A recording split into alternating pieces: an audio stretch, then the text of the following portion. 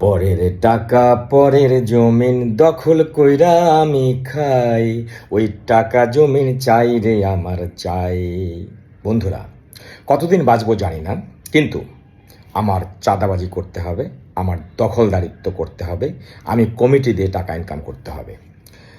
কিন্তু আমি একবারও ভাবি না যে আমার সবচেয়ে প্রিয়, আমার সবচেয়ে আপন আমার আমি, সেই আমার আমি তো আমার আপন না। কিভাবে আপন না? এই আমার চুল পড়ে যাবে, ঝরে যাবে, কিভাবে আমার আপন হলো? আমার চোখ দৃষ্টি হারাবে, কিভাবে আমার আপন হলো? আমার দাঁত পড়ে যাবে, কিভাবে আমার আপন হলো? আমার যৌবন চলে যাবে, কিভাবে আমার আপন হবে? একদিন মরেই যাব। তাহলে এই পরের সম্পদ, পরের সম্পত্তি, কমিটি দিয়ে টাকা ইনকাম করা, চাঁদাবাজি করা কেন আমি করছি? কি জন্য করছি? কার জন্য করছি?